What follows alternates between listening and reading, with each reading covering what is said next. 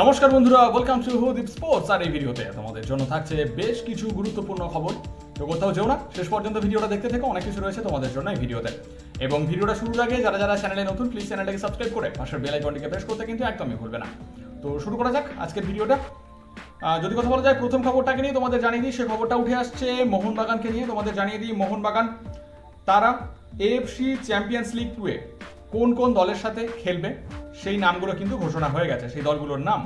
এবং সেই দলগুলোর নাম হচ্ছে সেফান এফসি এবং আল হুসেন এফসি এবং আহাল এফসি।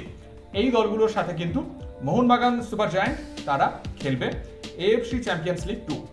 এর পাশাপাশি এফসি গোয়া তারাও কিন্তু এএফসি চ্যাম্পিয়ন্স লিগ 2 খেলবে।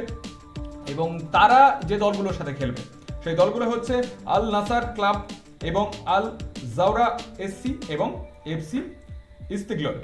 এই ক্লাবগুলোর সাথে কিন্তু এফসি গোয়া তারা খেলবে। তো এই ছিল খবরগুলো। তো এ ব্যাপারে তোমাদের মতামতগুলো অবশ্যই জানিও। এর পাশাপাশি কথা বলে নেব পরের খবরটাকে নিয়ে, যে খবরটা উঠে আসছে ইস্টবেঙ্গলকে নিয়ে। তোমাদের জানিয়ে দিই, ইস্টবেঙ্গল কিন্তু তাদের দলে একজন গুরুত্বপূর্ণ ফুটবলারকে আনার জন্য ভীষণভাবে চেষ্টা করছে, যে নামটা তিনি হচ্ছেন নিখিল পূজারি, 29 বছর বয়সী এই গুরুত্বপূর্ণ ভারতীয় রাইট ব্যাক।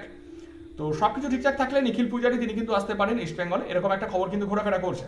নিখিল পূজারি যিনি কিন্তু ইস্টবেঙ্গলে খেলেছেন এবং তার পাশাপাশি হায়দ্রাবাদ এফসি এবং বেঙ্গালুরু এফসিতে খেলেছেন, ইন্ডিয়ার আন্ডার 23 এবং ইন্ডিয়ার ন্যাশনাল টিমে খেলেছেন। তো তাকে ইস্টবেঙ্গল তাদের দলে আনার জন্য চেষ্টা করছে, এরকম একটা খবর কিন্তু ঘোরাফেরা করছে। তো তোমাদের এ ব্যাপারে মতামত অবশ্যই কিন্তু কমেন্ট করে জানাতে একদমই ভুলবে না। এর পাশাপাশি কথা বলে নেব ইস্টবেঙ্গলের আরও একটা খবরে, যে খবরটা হচ্ছে যে ইস্টবেঙ্গলের সাথে প্রীতম কোটাল এই গুরুত্বপূর্ণ ভারতীয় ডিফেন্ডারের কিন্তু একটা কথাবার্তা চলছে। 31 বছর বয়সী প্রীতম কোটাল, সব কিছু ঠিকঠাক থাকলে তিনি হয়তো আসতে পারেন ইস্টবেঙ্গলে, এরকম একটা খবর কিন্তু ঘোরাফেরা করছে। তো তোমাদের কি মনে হয় প্রীতম কোটাল তিনি ইস্টবেঙ্গলে এলে সেটা ইস্টবেঙ্গলের জন্য কতটা ভালো হবে? তোমাদের এ ব্যাপারে মতামত অবশ্যই কিন্তু কমেন্ট করে জানাতে একদমই ভুলবে না।